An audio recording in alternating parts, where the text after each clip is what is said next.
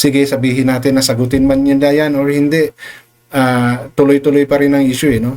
Yes, tuloy-tuloy pa rin yan. But, at least, di ba, may kaliwanagan doon sa accusation nung kamag-anakan ni Andrea.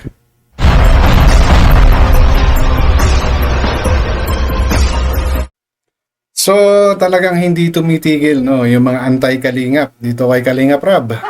No? Kasi nga naman, medyo malaking butas, no, yung ginawa nung kamag-anak ni Andrea, no, yung post about sa kwento nila, sa naranasan nila kay Kalingap Rab sa pag-i-ignore, no, sa pag-vlog kay Andrea. And hanggat hindi po masasagot yan, talagang kumbaga advantage po ito or punto, no, puntos ng mga anti-Kalingap ang nangyayaring ito.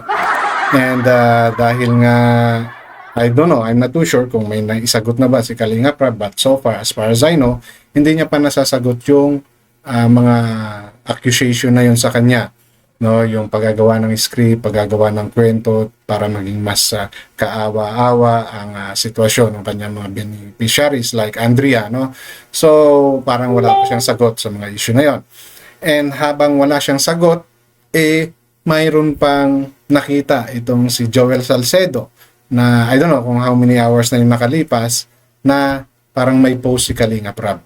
So yun po yung ating bibigyan ng opinion sa content ko na po to. At kung bago pa lang po kayo sa aking channel, please don't forget to like, share, and subscribe na rin po. And pakihit ng notification bell para maging aware kayo sa aking mga upcoming content. Any comment, suggestion, recommendation, leave it on our comment section. Issue lang po tayo, walang personalan. At lagi po kayo mag-fact check para hindi po kayo mapagsabihang fake news. Okay? So puntahan po natin yung post na to ni Joel Salcedo, no? So, I'm not too sure kung matagal na ba tong post na to or bago pa lang, but basing on the timing, no, kasi kung titignan natin yung timing, parang based dito sa akin, no, 10 hours ago, so medyo latest ito, no. So, tingnan mo, mapapakita mo. Ito po yung post, no, ni Joel Salcedo. Okay? So, base po dito, parang 10 hours nang nakalipas sa post na to. And, ito po, yung part ng post niya na kung saan, mayroong sinasabi si Kalingap Rab. No? No, I don't know if ito ba ay related, no, kay Andrea, yung pahinga sandali, pero muling magpapatuloy. So, I'm not too sure if this is in connection, no, sa issue ng kay Andrea. So, comment po kayo sa comment section if is disconnected or not. No? Dahil nga sa medyo talagang malaking ano yun, butas, no, kung may katotohanan man yung mga sinasabing yun. And I still recommend or suggest kay Kalingap Rab to answer those sinasabi, no, nung kapamilya na yun ni Andrea, no, para malinawan po yung issue. Okay, and kasama po ng post na to ni Joel Salcedo, I'm not too sure if this is a message to him, no, kay Salcedo, no, but it seems a conversation, no, parang conversation ito ng kapamilya, no, nung Andrea din, na I'm not too sure kung ito ba yung pag-uusap nila ni Salcedo. So sa mga bagay po yan, correct niyo po ako kung mali po ako doon, no. So ang akin lang po dito is mayroon na naman pong another panawagan sa Kalingap, no. Pumayag nga po yung nanay ni Andrea nitong last vlog, pero malinaw po na nabanggit ni Kuya Rab sa live niya na pinigilan ng tito. Ang tito po ay binilinan ng mga kapatid niya since wala pa sila pag umaga at may trabaho, kasi nga ang nanay po ni Andrea ay oo lang ng oo. So ito po yung in connection with that vlog, no, yung latest vlog ni Kalingap Rab kay Andrea na naka-turn off na yung comment section, no. na ang pagkakaintindi lang, pumunta ron para kamustahin. Pero ang nangyari, vinlog for 30 minutes. And para sa akin, yung vlog pong yun ay hindi po maganda. No, dahil nga, nakita na natin yung reaction ni Andrea na meron nga siyang pinagdadaanan. Okay? Kung may tulong man na ibinigay itong mga sponsor, no, pwede naman pong ipaabot na lang yon kay nanay ni Andrea without exposing Andrea for 30 minutes ng vlog. At nakikita naman po natin umiiyak.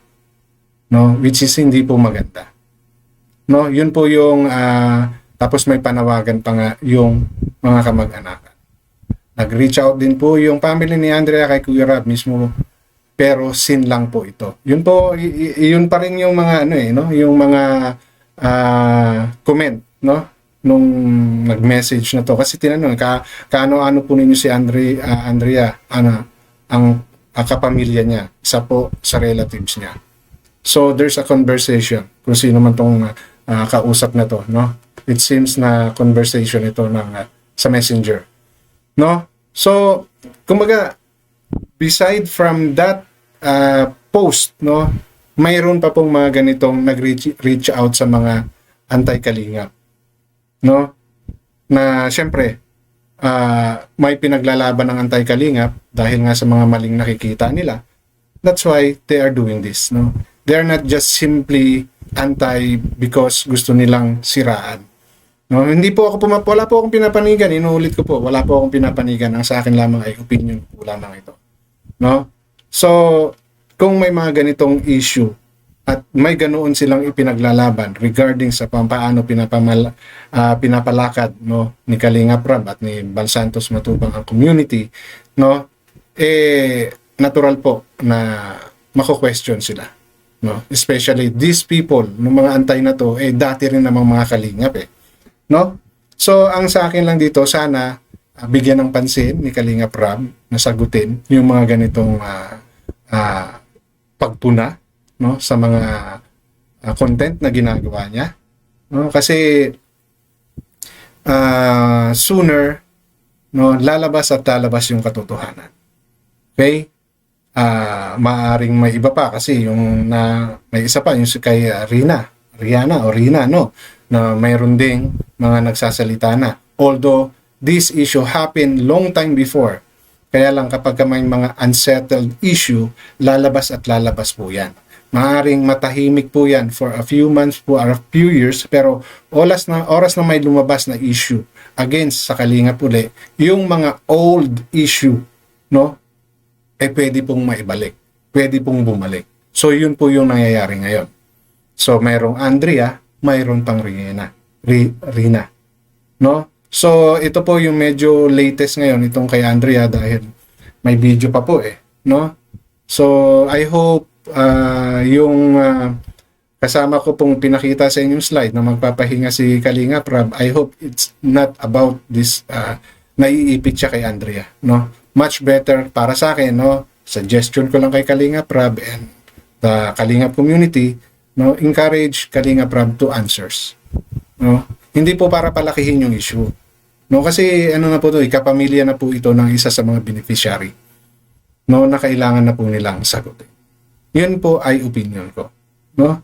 Kasi hanggat nananahimik sila, hindi po ito mawawala. Maaring mag-subside, pero nanduroon pa rin po yung question dahil hindi nyo po sinasagot. Sige, sabihin natin na sagutin man nila yan or hindi, tuloy-tuloy pa rin ang issue, no?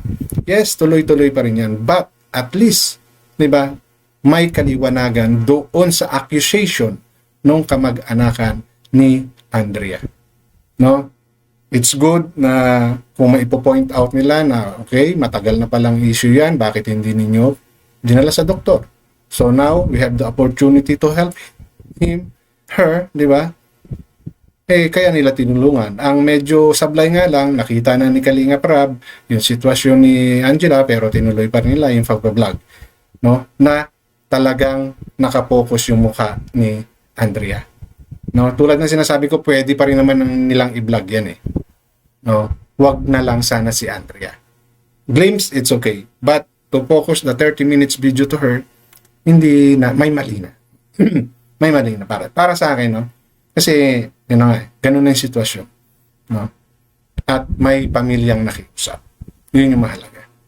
May pamilyang gustong humingi ng tulong sa kanila na wag siyang i-vlog muna because of the situation.